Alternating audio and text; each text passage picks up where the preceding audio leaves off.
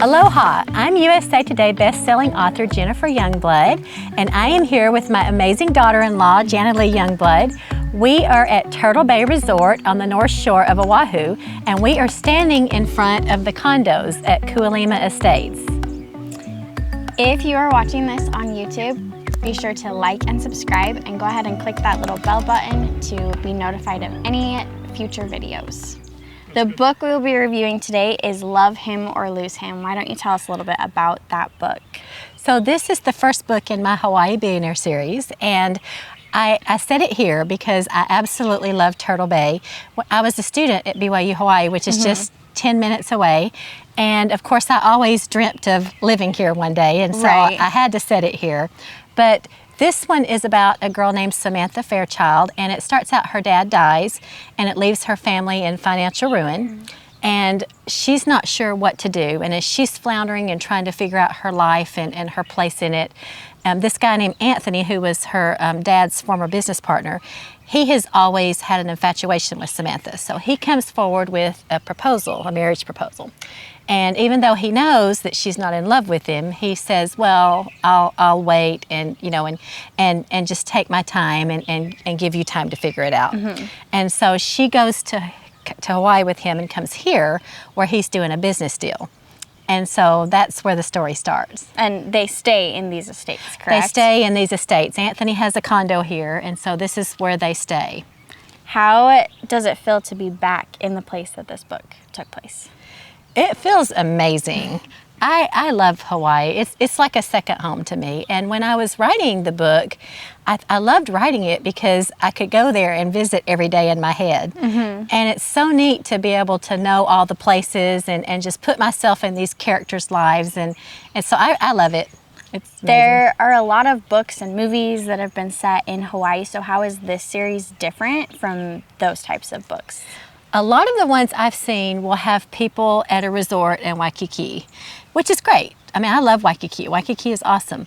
But there is a different feel. This is on the North Shore, and there's a different feel of living in Hawaii versus vacationing in Hawaii. Right. When we lived here before, my husband Patrick, we were driving actually to Costco, and we saw this beat up old pickup truck, and it had a bumper sticker on the back that said, "Not everybody here is on vacation." So, but I mean, Samantha technically is on vacation, but Anthony does have the condo, so he goes back and forth. So he's kind of a local, kind of a vacationer. He is. He's doing a land development deal here. Okay.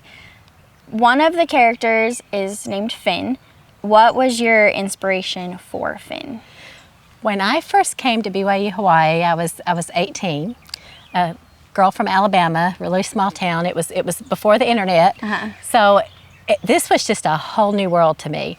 And I had a lot of surfer friends. And one of those guys kind of looks like how I imagine Finn to look. Blonde, dark tan, really laid back, really fun-loving personality. And so that's who I think of when I think of Finn. I can't remember the surfer's name. It's been too many years. But Finn sounds really good. And you should tell him, and you and I didn't even know each other at the time.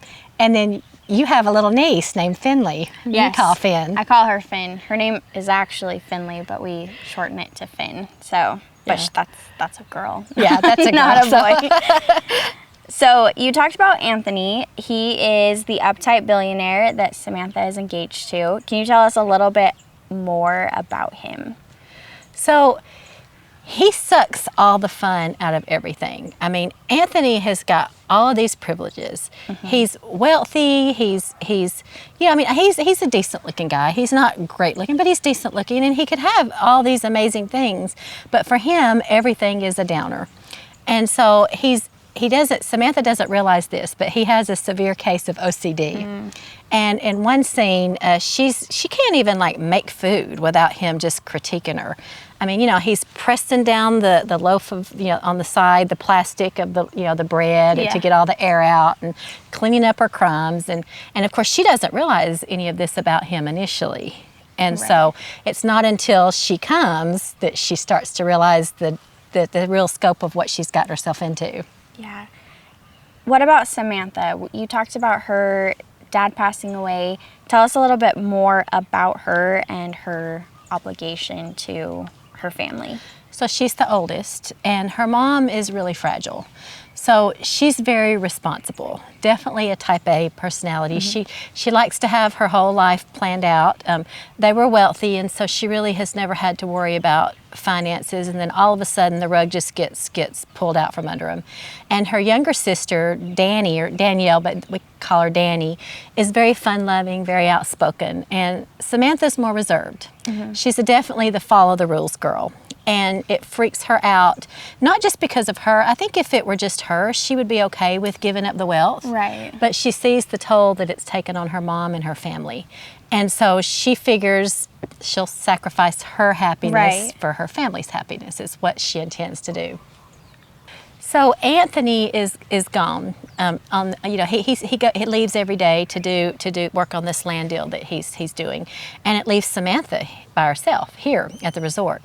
Well, she has always wanted to surf, and so she signs up for surfing lessons. And of course, Finn is her instructor.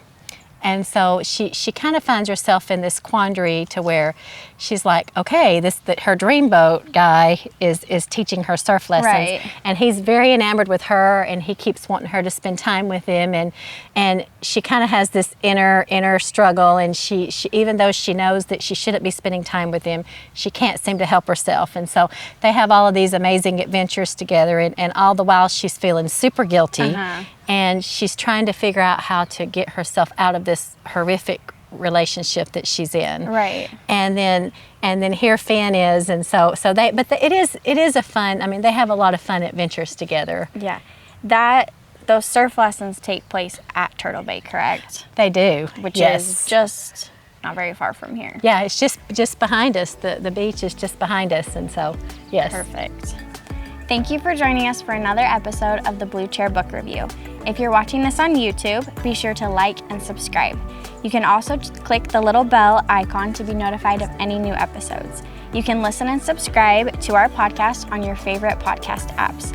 You can find all of Jennifer's books on Amazon or her website, jenniferyoungblood.com. We can't wait to share more books with you. Thank you.